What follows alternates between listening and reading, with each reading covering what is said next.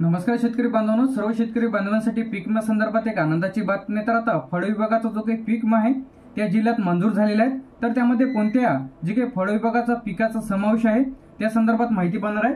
तर त्यामध्ये जे काही फळ विभागामध्ये डाळिंब आहे, द्राक्ष आहे, आंबा आहे, संत्रा आहे, काजू आहे, केळी आहे, तर अशांचा जो काही विमा आहे ते आता या जिल्ह्यांमध्ये मंजूर झालेला आहे. तर त्यामध्ये कोणकोणते जिल्हे आहेत व ज्या शेतकऱ्यांना भरपाईची रक्कम अधिक खात्यामध्ये जर जमा झालेली नसेल, जर तुम्ही केळीचा विमा काढलेला असेल, जे की पैसे भरून जे की केळीचा पीक विमा आहे, तर त्यांना जर भरपाईची रक्कम अधिक त्यांच्या खात्यामध्ये जर जमा झालेली नसेल तर कमेंट बॉक्समध्ये नक्की सांगा.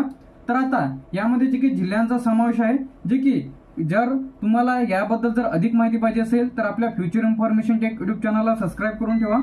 तर यामध्ये यवतमाळ आहे, वाशिम आहे, वर्धा आहे, ठाणे आहे, सोलापूर आहे, सिंधुदुर्ग आहे, सातारा आहे. त्याचप्रमाणे ज्या शेतकऱ्यांच्या खात्यामध्ये भरपाईची रक्कम अधिक जर जमा झालेली नसेल तर तुम्ही कशा प्रकारे तक्रार करून तुम्ही तुमचा पीक विमा त्याचप्रमाणे मिळवू शकता. त्यानंतर अहमदनगर आहे, अकोला आहे, अमरावती आहे, छत्रपती संभाजीनगर आहे, बीड आहे, भंडारा आहे, बुलढाणा आहे, चंद्रपूर आहे, धुळे आहे, गडचिरोली आहे, गोंदिया आहे, हिंगोली आहे, जालना आहे, जळगाव आहे, कोल्हापूर आहे, लातूर आहे, मुंबई आहे, नागपूर आहे, नांदेड आहे, नंदुरबार आहे, नाशिक आहे, उस्मानाबाद आहे, पालघर आहे, परभणी आहे, पुणे आहे, रायगड आहे, रत्नागिरी आहे, सांगली आहे. तर अशा जे काही जिल्ह्यांचा यामध्ये समावेश आहे. जर तुम्ही जर कोणत्या जिल्ह्यांमधून बिलॉंग करता त्याचप्रमाणे जर तुम्ही पीक विमा भरलेला असेल तर सर्वात पहिले तुम्ही तुमचं जे काही स्टेटस आहे चेक करून घ्या.